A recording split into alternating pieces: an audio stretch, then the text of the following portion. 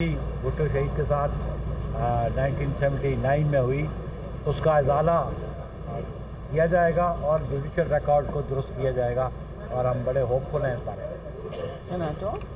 जी बिस्मिल्लाहिर्रहमानिर्रहीम। आपने सुना कि बुखारी साहब ने खुलासा पेश किया है। ये लंबी समाअत चली है, तारीख़ी एक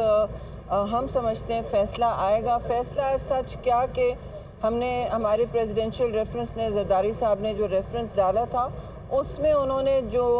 ये तो नहीं है कि अब एक बहुत वक्त गुज़र गया है, लेकिन इतना तो हम तवक्को कर सकते हैं कि जैसे समाअत चली है उसमें तो माविन भी जितने थे, एमिकस जो थे, जैसे कहा गया, उन सब ने कोर्ट की तवज्जो दिलाई इस बात पर कि मिस कैरेज ऑफ जस्टिस किस तरह से हुआ है। मतलब ट्रायल कोर्ट सीधा सेशन कोर्ट नहीं हुआ, तो ऐसे मैंने पहले भी आपसे कहा कि सीधा वो हाई कोर्ट चला गया। प्रोसीजर की बात हुई है, बायस की बात हुई है, बार बार ये जो एक तासुब था जजेस में, फिर जजेस के चेंजेस होना, ये सारी बातें, इंटरव्यू चलाया गया है और ये सारी बातें आपके सामने रखी गई हैं, जिससे साबित हुआ है कि ये एक मज़मूम मकासद के साथ ये एक साजिश की गई थी। पाकिस्तान पीपल्स पार्टी के बानी चेयरमैन शहीद जुल्फ़िकार अली भुट्टो के ख़िलाफ़ साजिश की गई थी और जब आज ये इख्तिताम पजीर हुआ है तो मैं समझती हूँ कि हम बिल्कुल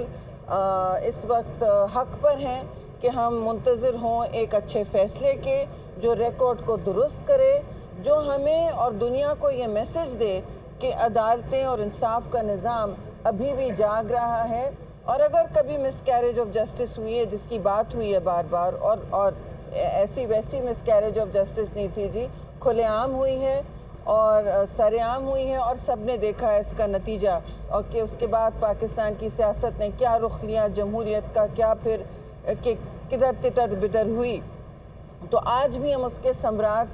का असर देख रहे हैं। आज भी वही बात हो रही है। आज चेयरमैन बिलावल ने नेशनल असेंबली में बात की है। मैं समझती हूँ बहुत अहमियत का मुतहम्मिल है कि वो चाहेंगे कि लोग charter of reconciliation, charter of economy, सारी चीज़ें जो मुल्क को इस वक्त एक ऐसी पटरी पे डाल दें जहाँ तकसीम और नफ़रत की सियासत से हम आगे बढ़ें, जहाँ जो मुश्किलात हमारे मुल्क में आई हैं, कम से कम सियासी लोग और सियासी जो हलचल मचती है, जो उबाल आता है सियासत में, वो उसके पीछे ना हो। वैसे ही मुल्क को बहुत मसले मैं समझती हूँ 2-4 हैं के सामने हैं। और अब जो पार्लियामान के सेशंस चल रहे हैं, दोनों हाउसेस आपके सामने इस वक्त सेशन में हैं, तो इंशाल्लाह इस तरह के फ़ैसले उधर भी हमें सुनाई दिएंगे और सबको हौसले की एक घड़ी आती है हमारे लिए। ऐसी ट्रायल कभी पाकिस्तान की तारीख़ में कोई नज़ीर नहीं है, ये तो इस्टेब्लिश हो गया है, चाहे प्रोसीजर हो या बायस हो और मिस कैरेज ऑफ जस्टिस हो। तो ये मैं समझती हूँ बहुत अहम सारा अमल था। अब जब हम आगे जा रहे हैं, आपने देखा कि मुल्क अब सदारती, हमारे लिए तो एक सदारती इलेक्शन भी आगे आ रहा है, सूबे भी अपने इस वक्त तैयार हैं अपना काम करने के लिए। तो वक्त आ गया है कि हम पाकिस्तान को मुश्किल हालात से निकालें और एक मच्योर और हम आहंग की सियासत की तरफ जाएं। जी, मेरी तरफ से शुक्रिया। Thank you.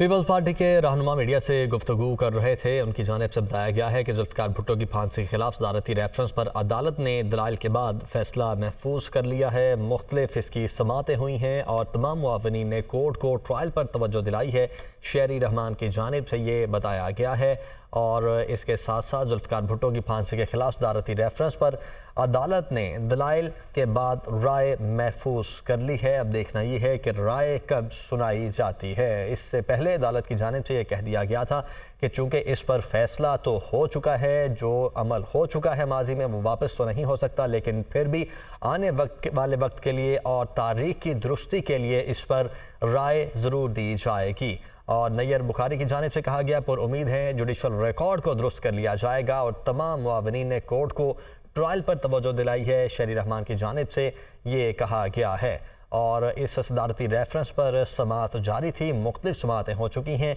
जबकि जो शहरी रहमान हैं उनकी जानिब से अभी मीडिया टॉक भी की गई है और उन्होंने कहा है कि जो रिकॉर्ड की दुरुस्ती है उसका अमल मुकम्मल होगा, हमें इंसाफ मिलेगा और पुरुमीद हैं कि जुडिशल रिकॉर्ड को भी दुरुस्त किया जाएगा। और साथ ही साथ जो तमाम मुआवनीन हैं उन्होंने कोर्ट को ट्रायल पर तवज्जो भी दिलाई है। हसीब मलिक हमारे साथ मौजूद हैं, हमारे कोर्ट रिपोर्टर।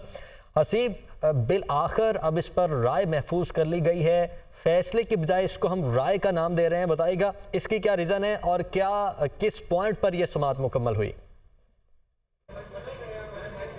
देखिए, जुल्फ़िकार अली भुट्टो फांसी के ख़िलाफ़ जो सदारती रेफरेंस था उसके ऊपर आज राय को महफूज कर लिया गया है, क्योंकि ये सदारती रेफरेंस था और 2011 के अंदर उस वक्त के जो सदर थे आसिफ अली जरदारी, उनकी जानिब से ये सदारती रेफरेंस दायर किया गया था और 9 रुकनी ये लार्जर बेंच था जिसके ऊपर अदालत ने अदालती मुआविनीन भी मुकर्रर किए थे और अदालती मुआविनीन ने अदालत की मुआवनत की और इसके अंदर जुल्फ़िकार अली भुट्टो के जो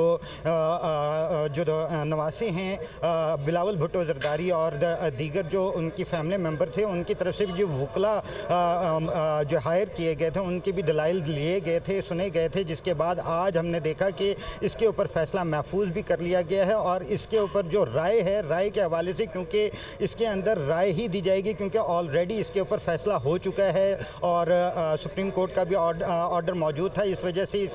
इसके ऊपर सदारती रेफरेंस जो दायर किया गया था इसके अंदर अब तरीक़ाकार के हवाले से और उस वक्त का जो सज़ा सुनाई गई थी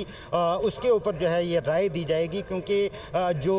एतराज़ उठाया गया था वो यही उठाया गया था कि जो उस वक्त के जज थे जस्टिस नसीम हसन शाह, उनका जो है एक इंटरव्यू मौजूद है और उसके अंदर उन्होंने एतराफ़ किया है कि मार्शल लॉ का दौर था और उस वक्त जो है प्रेशराइज़ किया गया था और अपने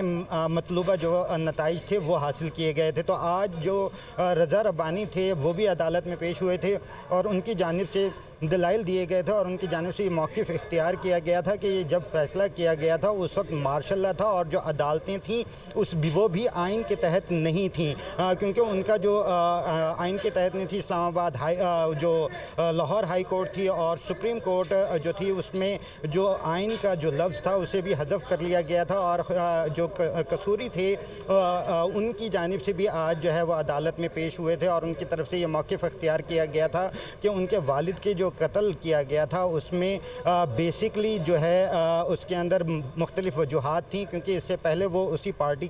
का हिस्सा भी रहे और उसके बाद भी जो है उनकी तरफ से पार्टी टिकट भी मांगा गया था, जिसके ऊपर अदालत ने इस्तफसार किया था कि जब आप पार्टी के ही मेंबर भी थे और टिकट भी मांग रहे थे तो ऐसी कौन सी वजूहात थी जिसके ऊपर आपका इख्तिलाफ हुआ था। तो उसके ऊपर जो कसूरी थे कसूरी, उनकी तरफ से ये बताया गया कि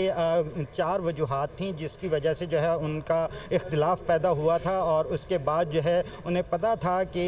उन्हें तो अब बाकायदा तौर पर इस पर जो राय है उसको महफूज कर लिया गया है। हसीब, बहुत शुक्रिया आपका।